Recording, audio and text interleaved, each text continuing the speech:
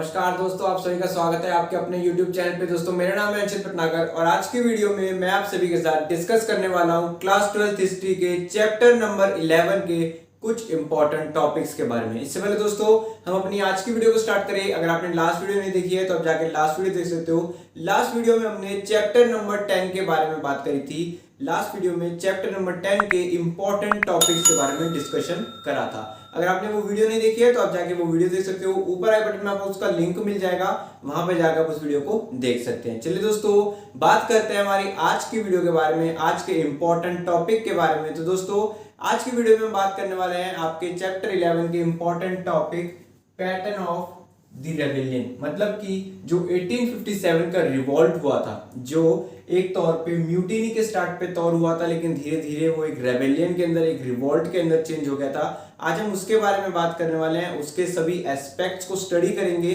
साथ ही साथ आप देखोगे इस टॉपिक से आने वाला एक इंपॉर्टेंट क्वेश्चन है आपका, right about revolt and various rumours. दोस्तों अगर हम बात करें तो इस टॉपिक से बहुत से क्वेश्चन बन सकते हैं कि रूमर्स के बारे में बताइए, रूमर्स जब एक सेंस लेने लगे थे उसके बारे में बताइए। साथ ही साथ आपके कनेक्शन था आपके सिपॉइज के बीच में, रिवॉल्ट के बीच में कनेक्शन था, कैसे स्टार्ट हुआ था। ऐसे बहुत से वेरियस क्वेश्चन इसमें से इवॉल्व होके आ सकते हैं। बेसिकली अब हम सभी एक एक क्वेश्चन को करके चलेंगे तो जो वीडियो है वो बहुत ही ज्यादा लंबी हो जाएगी। इसीलिए हमने सभी क्वेश्चन के जो इंपॉर्टेंट पॉइंट्स है, जो बेसिक चीजें हैं जो आपके आंसर में आनी चाहिए, उनको मिक्स करके यहाँ पे हम आज डिस्कस करने वाले हैं। ठीक है दोस्तों, तो आइए स्टार्ट करते हैं।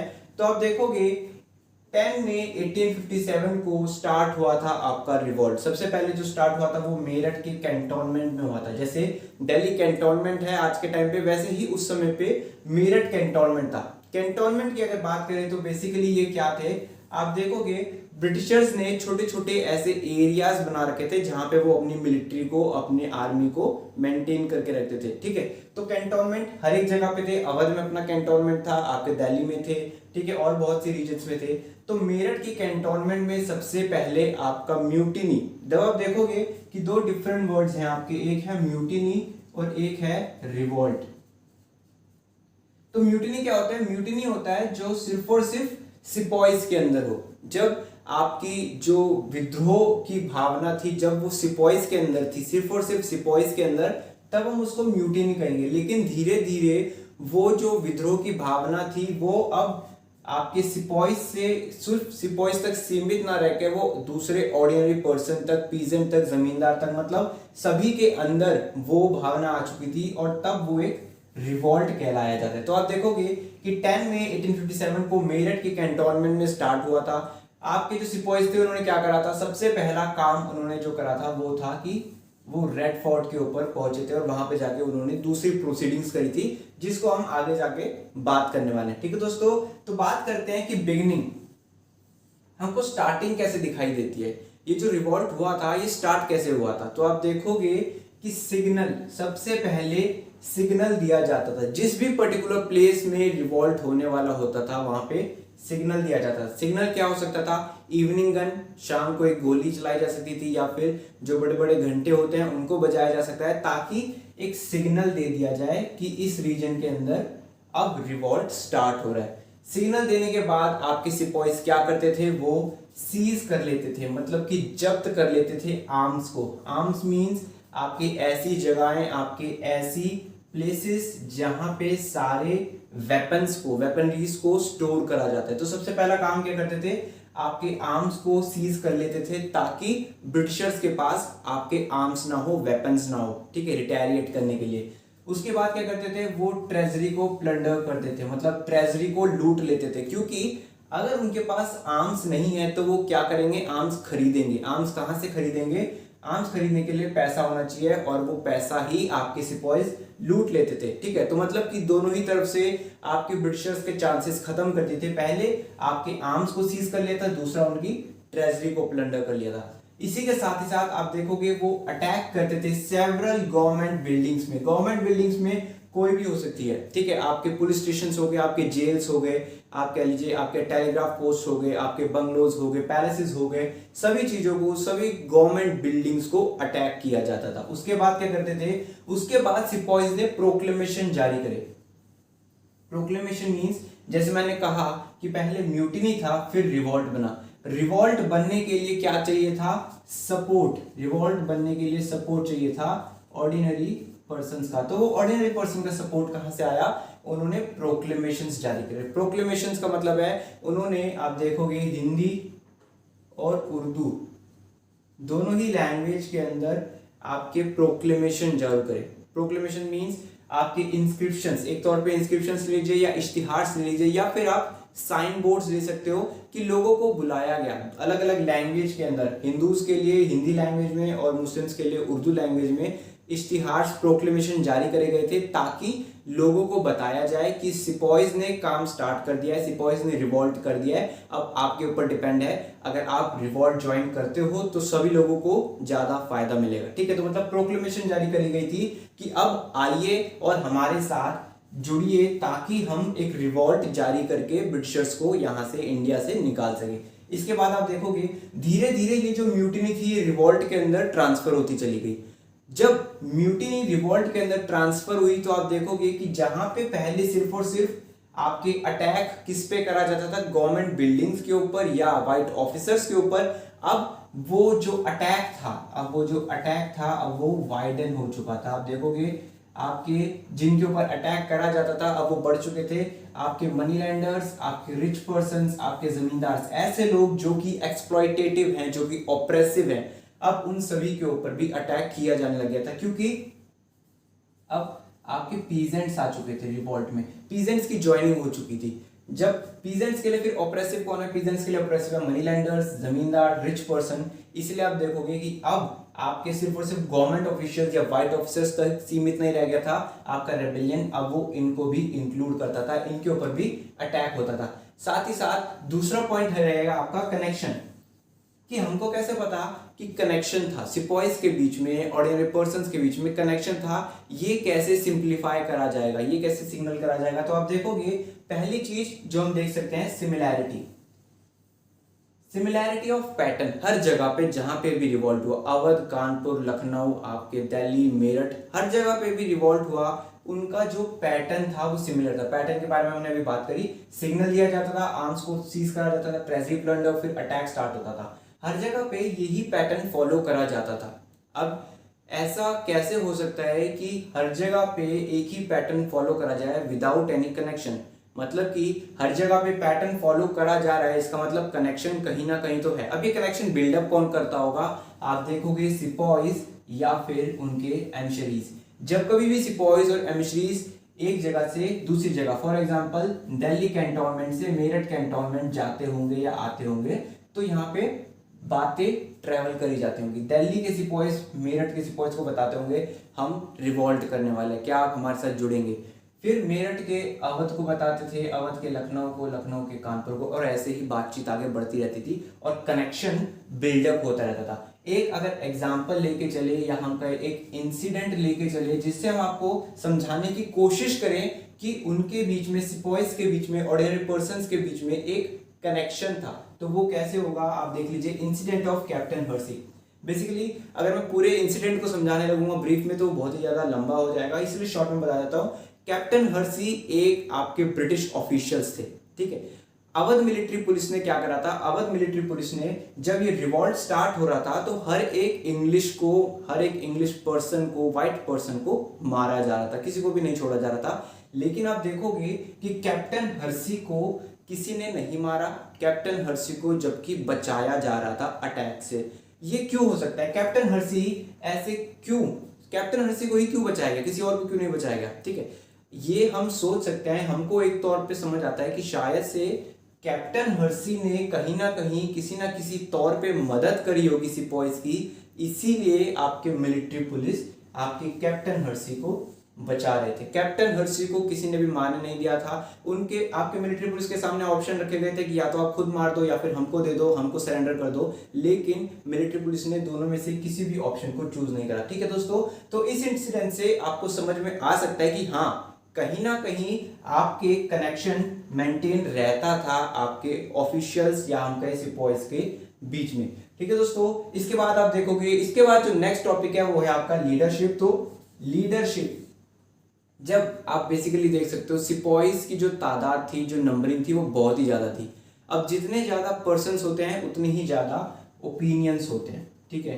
अब एक पर्सन कह सकता है कि हम इसको मारेंगे, दूसरा कह सकता है हम यहाँ पे अटैक करेंगे, तीसरा कहेगा हम इधर अटैक करते हैं।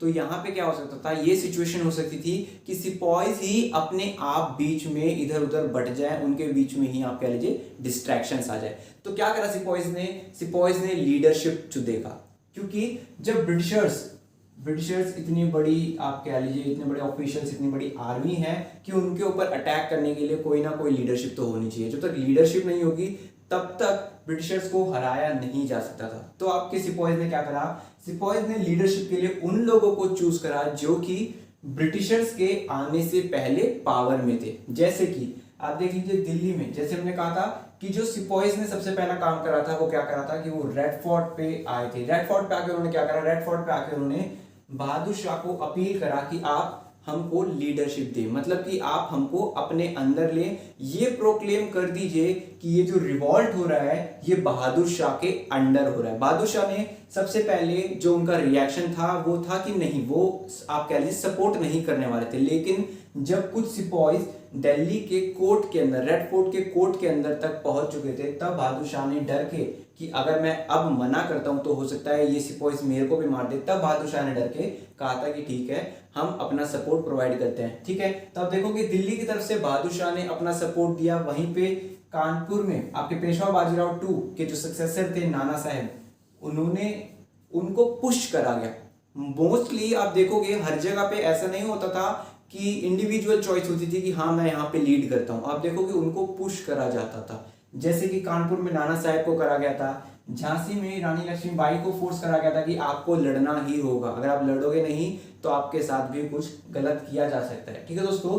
वहीं पे आप देखोगे कि कुछ जगहों पे ऐसा नहीं होता था कि सिर्फ जमींदार या फिर आपके जो रानी राजा नवाब होते थे उन्हीं को लीडरशिप दी जाती थी। इनके अलावा और बहुत से लोग थे, जमींदार को भी आप कह लीजिए लीडरशिप दी जाती थी। जैसे बिहार में हो गया, अरहर बिहार में, जहाँ पे लोकल जमींदार को अडॉप्ट करा गया। पीजेंट्स हो गए, ordinary persons, women, religious man, सभी लोग अपना अपना इंपॉर्टेंट रोल प्ले करते हैं। जैसे कि फॉर एग्जांपल बताया गया कि मेरठ में एक फकीर आए थे, एक रिलीजियस पर्सन तौर पे आए थे, जहाँ पे उन्होंने भी आप कह सकते हो कि वो लोग एक तौर पे मदद करते थे मैसेज के ट्रांसमिशन के लिए, मैसेज को वो ट्रांसमिट करते होंगे, ठीक है। और उनके लिए ये जो लोग हैं religious man, women, man, person, peasants, ये लोग सबसे ज्यादा आप कह लीजिए सुटेबल रहते हैं। क्योंकि अगर आप देखो एक प्लेस पे रानी लक्ष्मीबाई जाएंगी तो जो वहाँ पे व्हाइट ऑफिसर्स हैं उनको शक हो सकता है कि रानी लक्ष्मीबाई यहाँ कैंटोनमेंट में क्या करने आई है। लेकिन वहीं पे अगर एक ऑर्डिनरी वुमेन या ऑर्डिनरी मैन जाएगा तो लोगों को इतना शक नहीं होगा, व्हाइट ऑफिसर्स को इतना शक नहीं होगा कि ये यहाँ पे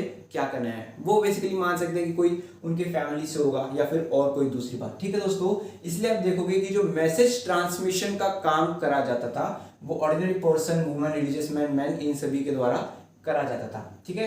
इसी के साथ साथ हमने बात करी कि सिर्फ और सिर्फ रानी, राजा या नवाब ही लीडरशिप मेंटेन नहीं करते थे। आपके ट्राइबल कल्टीवेटर, जमींदार, पीजेंट्स, इनके हाथों में भी लीडरशिप आती थी। ये भी अपने छोटे से छोटे ग्रुप को आप कह लीजिए मेंटेन करते थे, उनको लीड करते थे, ठीक है दोस्तों। इसके बाद आप देखोगे रूमर्स, जो हमारा एक नेक्स्ट पार्ट है कि वेरियस रूमर्स क्या थे। बेसिकली रिवॉल्ट को जो पुश दिया गया था, जो रिवॉल्ट को पुश मिला था वो कहां से मिला था, वो रूमर्स की मदद से ही मिला था।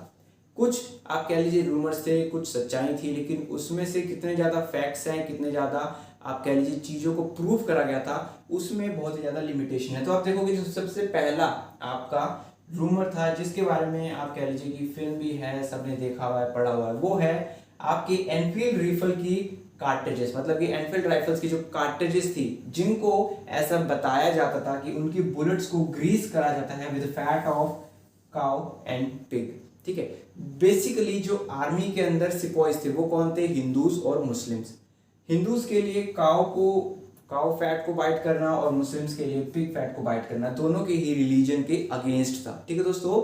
तो आप देखोगे यहाँ पे दोनों ही कम्युनिटी को टारगेट में रखते हुए बात कही गई कि जो आपके एनफील्ड राइफल्स की कार्ट्रिजेस हैं, जो आपके बुलेट्स हैं, उनको ग्रीस करा गया with fat of cow and pig. वहीं पे दोनों ही कम्युनिटीज ने रिवॉल्ट कर दिया कि हम इन कार्ट्रिजेस का इस्तेमाल नहीं करेंगे। यही डिमांड लेके, यही बात लेके सिपाही सबसे पहले गए थे आपके बहादुर शाह के पास। ठीक है, इनके अलावा और बहुत से रूमर्स थे, ऐसा नहीं है कि सिर्फ इसी के ऊपर बात चली थी, इसके अलावा और बहुत सी चीजें थी। जैसे कि कुछ लोग बताते हैं कि bone dust of cow and pig, मतलब कि काउ और पिग के बोन का डस्ट, आटो का चूरा को, उनकी हड्डियों के चूरे को सॉरी, आटे के अंदर, फ्लावर के अंदर मिक्स कर दिया था। ठीक है, ऐसा बताया जाता है कि फ्लावर के अंदर आपके bone dust of cow and pig को मिक्स कर दिया था, इसलिए जो कैंटोनमेंट्स के अंदर सिपाहीज थे और जो ऑर्डिनरी पर्सन्स थे उन्होंने आटा का टच करने के लिए मना कर दिया था। ठीक है दोस्तों, इसके बाद आप देखोगे कि एक रूमर चल रहा था कि ये सभी काम किस लिए हो रहा है, इंडियंस या हम कहें हिंदूज और मुस्लिम्स को क्रिश्चियनिटी के अंदर कन्वर्ट करने के लिए।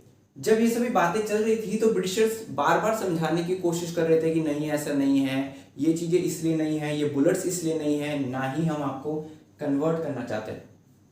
लेकिन जब आप देखोगे कि जब रूमर्स चल रहे होते हैं तो ये सभी बातें, ये जो समझाना होता है, ये कहीं पर भी काम नहीं आता है। इसके साथ ही साथ आप देखोगे कि एक और रूमर था सर्कुलेशन ऑफ चपाती। ठीक है, बेसिकली आप खुद यहाँ पे मैं क्या बताऊं, आप खुद एक बार सोचिएगा कि सर्कुलेशन ऑफ चपाती, एक चपाती के सर्कुलेशन से किसका क्या बुरा हो सकता है। ठीक है, लेकिन बेसिकली एक रूमर चल रहा था कि एक वॉचमैन आता था, वो चपाती का सर्कुलेशन करता था और वो किसी ना किसी तौर पे एक ओमेन का रिप्रेजेंटेटिव था। ठीक है, अब वो क्या था, क्यों था और कैसे था वो तो कोई भी नहीं जानता, लेकिन उसने भी कहीं ना कहीं एक इंपॉर्टेंट रोल प्ले करा था रिवॉल्ट ऑफ 1857 के अंदर। ठीक है दोस्तों, अब आप देखोगे कि बेसिकली जहां पे हम भी ये बात कर रहे हैं कि ये रूमर्स थे, मेजॉरिटी उस समय पे हम कह सकते हैं कि मेजॉरिटी आपकी पॉपुलेशन ऐसी थी जो इन सभी बातों को नहीं समझती थी, जो इन सभी बातों के अंदर बिलीव कर लेती थी। लेकिन एक ऐसा शेयर भी था, एक पॉपुलेशन का ऐसा शेयर भी था जो ये जानता था कि ये रूमर्स हैं। ठीक है, लेकिन फिर भी ऐसा क्या हुआ कि सभी लोगों ने मिलकर यहाँ पे रिवॉल्ट को सपोर्ट करा था। ठीक है, ऐसा क्या हुआ था, तो आप देखोगे कि धीरे धीरे ये जो रूमर्स थे ना, ये जो अफवाहें थी, इन्होंने सेंस लेना स्टार्ट कर दिया था। मतलब कि थोड़ा थोड़ा सच लगने लग गया था कि ये जो रूमर्स हैं ये बिल्कुल सच हैं, ये हमारे अगेंस्ट जा रहे हैं। कैसे, आप देखोगे कि गवर्नर जनरल लॉर्ड विलियम बेंटनी, उस समय पे एक न्यू गवर्नर जनरल आए थे जिनका नाम था लॉर्ड विलियम बेंटनिक।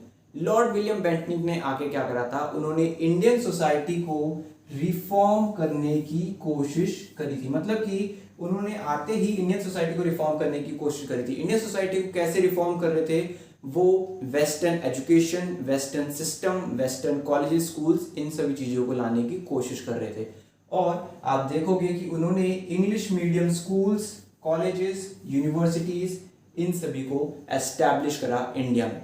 जहां पे उस समय पे आपके हिंदूज और मुस्लिम्स दोनों के ही पर्टिकुलर स्कूल्स चलते थे, उनकी पाठशाला चलती थी या मदरसा चलता था। आप देखोगे कि जब ये चीजें आने लगी, ये स्कूल्स, कॉलेजेस और यूनिवर्सिटीज आई इंग्लिश वाली, तो उनको थोड़ा बहुत डर लगा कि हमारा जो ट्रेडिशन है, हमारा जो कल्चर है, वो कम हो जाएगा। इसके अलावा और बहुत से चेंजेस आए और बहुत से रिफॉर्म्स आए, जैसे वेस्टर्न साइंस और लिबरल आर्ट्स। अब स्कूल्स के अंदर क्या पढ़ाने लग गया था, अब स्कूल्स के अंदर पढ़ाया जाता था western science and liberal arts. कुछ कम्युनिटी, कुछ section of Indian society in सभी चीजों के अंदर इंटरेस्टेड था, लेकिन मेजॉरिटी इन सभी चीजों के अगेंस्ट थे।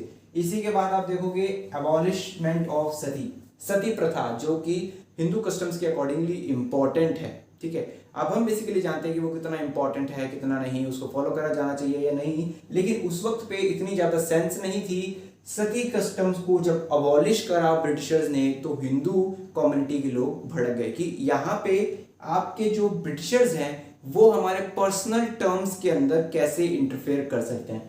साथ ही साथ उन्होंने विडो रिमैरिज को भी आप कह लीजिए फॉलो करने की बात कह दी थी कि अब एक विडो की रीमैरिज हो सकती है। मतलब कि धीरे धीरे क्या हो रहा था, धीरे धीरे हिंदू कस्टम्स और मुस्लिम ट्रेडिशंस के अंदर चेंजेस लाए जा रहे थे, जो कि दोनों ही कम्युनिटी को बिल्कुल भी आप कह लीजिए मान्य नहीं था। उसका एक रिजल्ट ये निकला कि सभी लोग, अब दोनों ही कम्युनिटी ऐसा सोच रही थी कि क्या ये जो रूमर्स चल रहे थे ये सच तो नहीं है, क्या असली में तो हमको क्रिश्चियनिटी के अंदर कन्वर्ट नहीं करना चाहते, क्या असली में तो हमारे कास्ट और कल्चर को खत्म तो नहीं करना चाह रहे हैं ब्रिटिशर्स, ठीक है।